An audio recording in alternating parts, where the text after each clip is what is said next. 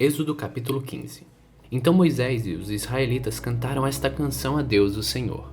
Cantarei ao Senhor, porque ele conquistou uma vitória maravilhosa. Ele jogou os cavalos e os cavaleiros dentro do mar. O Senhor é o meu forte defensor. Foi ele quem me salvou. Ele é o meu Deus e eu o louvarei.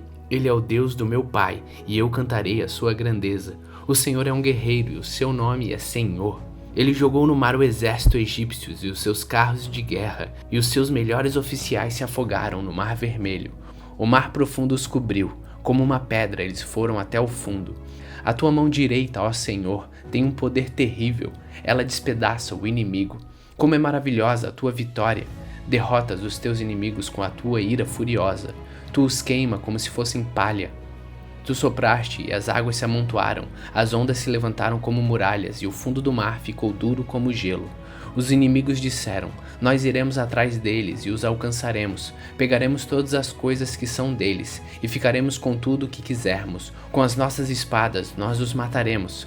Porém tu, ó Senhor, soprastes e os egípcios se afogaram, afundaram como chumbo no mar bravo. Não há outro Deus como tu, ó Senhor. Quem é santo e majestoso como tu? Quem pode fazer os milagres e as maravilhas que fazes? Estendestes a mão direita e a terra engoliu os que nos perseguiam. Por causa do teu amor, tu guiaste o povo que salvastes. Com o teu grande poder, tu os levastes para a tua terra santa.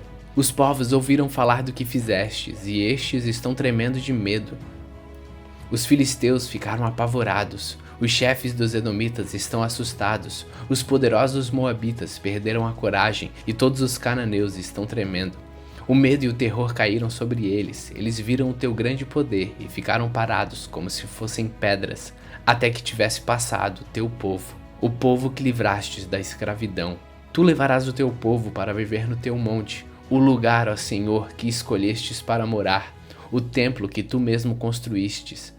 O Senhor Deus é rei para todos sempre. Os israelitas atravessaram o mar em terra seca, porém quando os carros de guerra dos egípcios, com seus cavalos e cavaleiros entraram no mar, o Senhor Deus fez com que as águas voltassem e os cobrissem. A profetisa Miriam, que era irmã de Arão, pegou um pandeiro e todas as mulheres a acompanharam, tocando pandeiro e dançando, e Miriam cantou com elas assim: Cantem ao Senhor, porque ele conquistou uma vitória gloriosa. Ele julgou os cavalos e os cavaleiros dentro do mar. Aí Moisés levou o povo de Israel do Mar Vermelho para o deserto de Sur. Eles caminharam 3 dias no deserto e não acharam água. Então chegaram em um lugar chamado Mara. Porém não puderam beber a água dali, porque era amarga. Por isso aquele lugar era chamado de Mara.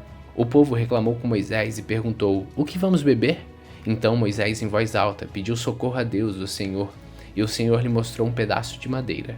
Moisés jogou a madeira na água, e a água ficou boa para beber. Foi neste lugar que o Senhor Deus deu leis aos israelitas e os pôs à prova. Ele disse, se vocês prestarem atenção no que eu digo, se fizerem o que é certo, e se guardarem os meus mandamentos, eu não os castigarei com nenhuma doença que eu mandei contra os egípcios. Eu sou o Senhor que cura vocês. Depois os israelitas chegaram a Elim, onde havia 12 fontes de água e 70 palmeiras, e acamparam ali, perto da água.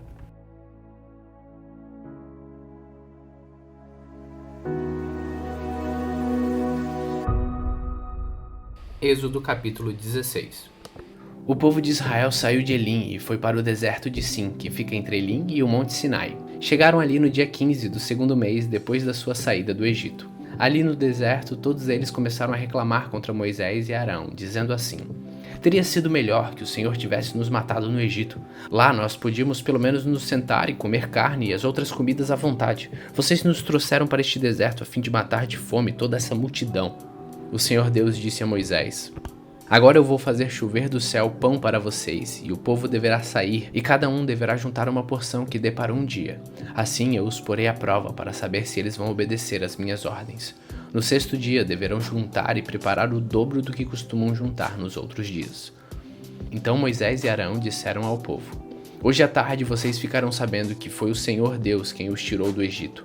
Amanhã de manhã vocês verão a glória do Senhor, pois o Senhor ouviu as reclamações de vocês contra ele.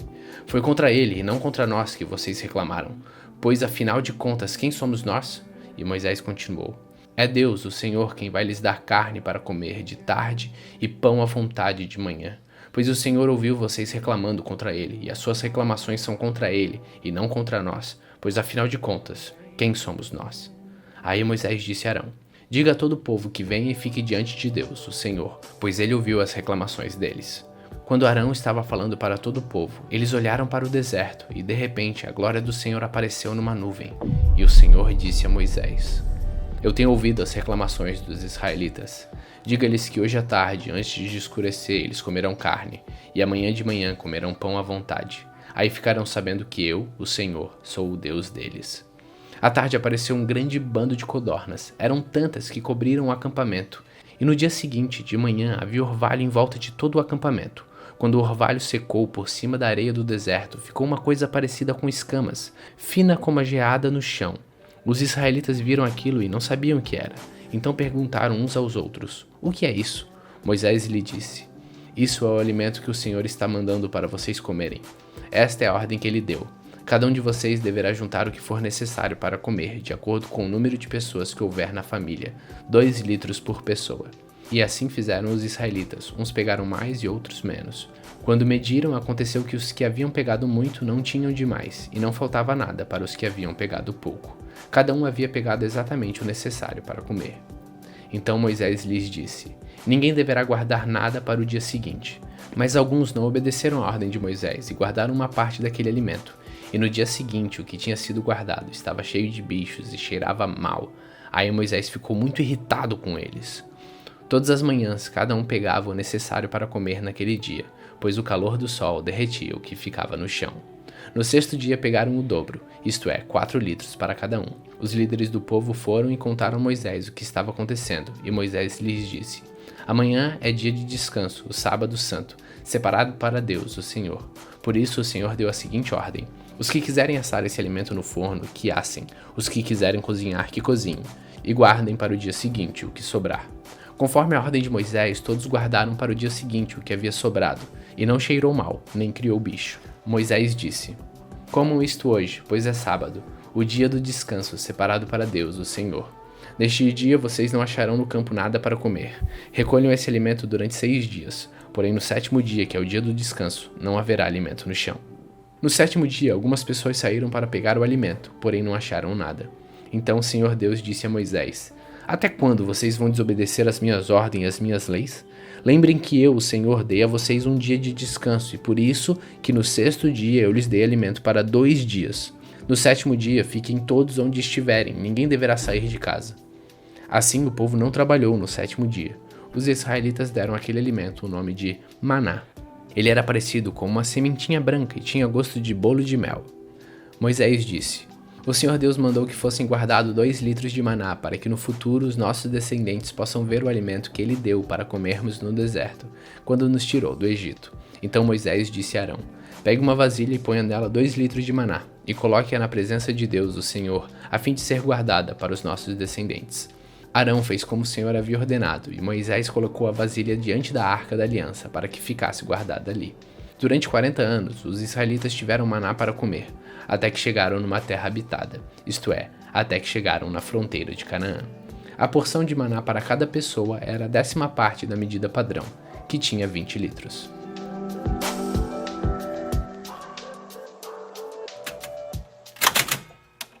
Salmos capítulo 33. Todos vocês que obedecem a Deus, o Senhor, alegrem-se por causa daquilo que Ele tem feito. Louvem a Deus, todas as pessoas honestas. Toquem lira em louvor ao Senhor. Cantem louvores com acompanhamento de harpas de 10 cordas. Cantem a Deus uma nova canção. Toquem harpa e gritem bem alto. As palavras do Senhor são verdadeiras. Tudo que Ele faz merece confiança. O Senhor Deus ama tudo o que é certo e justo. A terra está cheia do seu amor. Por meio da sua palavra, o Senhor fez os céus. Pela sua ordem, Ele criou o sol, a lua e as estrelas. Deus juntou os mares num lugar só e guardou os oceanos em reservatórios. Que toda a terra tema a Deus, o Senhor. Que todos os habitantes do mundo o temam. Pois Ele falou e o mundo foi criado. Ele deu ordem e tudo apareceu. O Senhor acaba com os planos das nações, Ele não deixa que eles se realizem. Mas o que o Senhor planeja dura para sempre. As suas decisões permanecem eternamente. Feliz a nação que tem o Senhor como seu Deus. Feliz o povo que Deus escolheu para ser dele. O Senhor Deus olha do céu e vê toda a humanidade. Do lugar onde mora, ele observa todos os que vivem na terra. É Deus quem forma a mente deles e quem sabe tudo o que fazem. Nenhum rei vence por ter um exército poderoso, nem os soldados conseguem a vitória por causa da sua força. Não são cavalos de guerra que ganham a batalha, a sua grande força não pode salvar ninguém. É o Senhor Deus quem protege aqueles que o temem, e é Ele quem guarda aqueles que confiam no seu amor. Ele os salva da morte, e nos tempos de fome, Ele os conserva com vida. Nós pomos a nossa esperança em Deus, o Senhor. Ele é a nossa ajuda e o nosso escudo. O nosso coração se alegra por causa do que o Senhor tem feito. Nós confiamos nele, porque Ele é santo. Ó Senhor Deus, que o teu amor nos acompanhe, pois nós pomos em Ti a nossa esperança.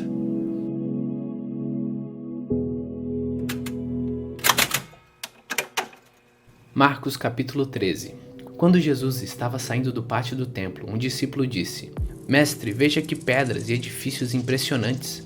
Jesus respondeu: Vocês estão vendo esses enormes edifícios? Pois aqui não ficará pedra sobre pedra, tudo será destruído. Jesus estava sentado no Monte das Oliveiras, olhando para o templo, quando Pedro, Tiago, João e André lhe perguntaram em particular: Conte para nós como é que isso vai acontecer. Que sinal haverá para mostrar quando é que todas essas coisas vão começar? Então Jesus começou a ensiná-los. Ele disse: Tomem cuidado para que ninguém engane vocês, porque muitos vão aparecer fingindo ser eu, dizendo: Eu sou o Messias, e enganarão a muitas pessoas. Não tenham medo de ouvirem o barulho das batalhas ou as notícias de guerras. Tudo isso vai acontecer, mas ainda não será o fim. Uma nação vai guerrear contra outra, e um país atacará outro. Em vários lugares haverá tremores de terra e falta de alimentos. Essas coisas serão como as primeiras dores de parto. Vocês precisam ter cuidado, porque serão presos e levados aos tribunais e serão chicoteados nas sinagogas.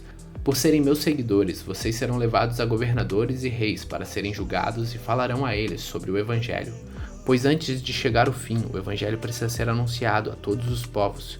Quando prenderem e entregarem vocês às autoridades, não fiquem preocupados antes da hora com o que irão dizer. Quando chegar o momento, digam o que Deus lhe der para dizer, porque as palavras que disserem não serão de vocês mesmos, mas virão do Espírito Santo. Muitos entregarão seus próprios irmãos para serem mortos, e os pais entregarão os filhos, e os filhos ficarão contra os pais e os matarão. Todos odiarão vocês por serem meus seguidores, mas quem ficar firme até o fim será salvo. E Jesus continuou: Vocês verão o grande terror no lugar onde não deveria estar. Que o leitor entenda o que isso quer dizer. Então, os que estiverem na região da Judéia, que fujam para os montes. Quem estiver em cima da sua casa, no terraço, que fuja logo e não entre para pegar nada. E quem estiver no campo, que não volte para casa a fim de buscar as suas roupas. Ai das mulheres grávidas e das mães com criancinhas naqueles dias. Orem a Deus para que isso não aconteça no inverno, porque naqueles dias haverá um sofrimento tão grande como nunca houve desde que Deus criou o mundo, e nunca mais acontecerá uma coisa igual. Porém o Senhor diminuiu esse tempo de sofrimento. Se não fosse assim, ninguém seria salvo. Mas por causa do povo que Deus escolheu para salvar, esse tempo já foi diminuído. Portanto, se alguém disser para vocês: Vejam, o Messias está aqui ou o Messias está ali, não acreditem, porque aparecerão falsos profetas e falsos messias que farão milagres e maravilhas para enganar, se possível, até o povo escolhido de Deus. Prestem atenção, eu estou lhes dizendo tudo isso antes que aconteça.